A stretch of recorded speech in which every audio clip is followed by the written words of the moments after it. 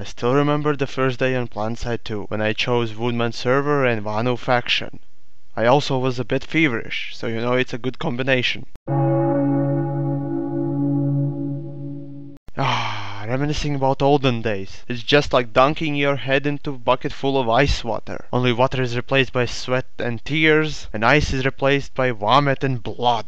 I remember my first drop into Towerage Tech Plant. I was so MLG that after the drop, I immediately caught a sniper bullet with my face. My best guess is that this sniper wanted to personally welcome me to Planetside by making masterpiece painting on the wall behind me by using my brain as a paint. After getting my face stitched back together with nanites, as I tend to explore a lot and get lost as well, I decided it would be a good idea to leave a trail behind by bashing my face against every wall or rock I can find. And so after 1 hour of solid skull cracking, it was apparent to me that this game is worth playing. And after 1 year, what have I accomplished? Not getting 100 level, that's for sure. There's this thing between me and leveling systems. We don't get along at best. In every game that has leveling system, especially MMORPGs, I've been always lacking on levels, therefore not getting enough stuff. And to be honest, I want to drive a rusty pipe through leveling systems hard.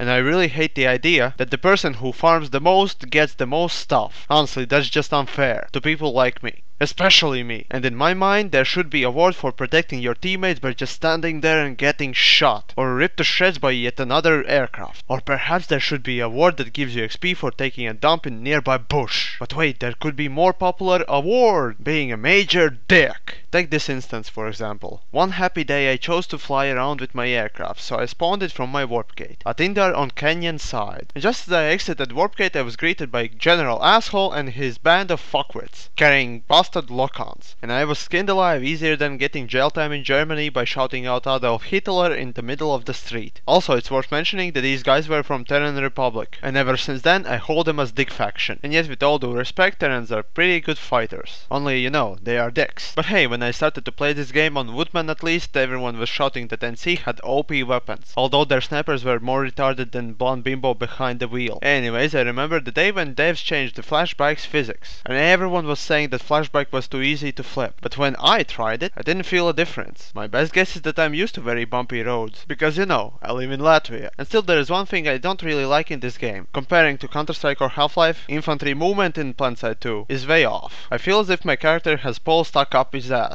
Nevertheless, with tears in my eyes, I clench my butt cheeks together and go into war. But you know, the best part in this game is when you can have a nice tower fight, when you fling poo at your enemies and they do the same. And that happens hours on end, like it used to be on Crown. But nowadays it's really hard to find a good fight, almost as hard as finding sober Russian. Nevertheless, this year in Planetside was really good, with all its benefits. And I couldn't ask for more masochistic ways to kill myself.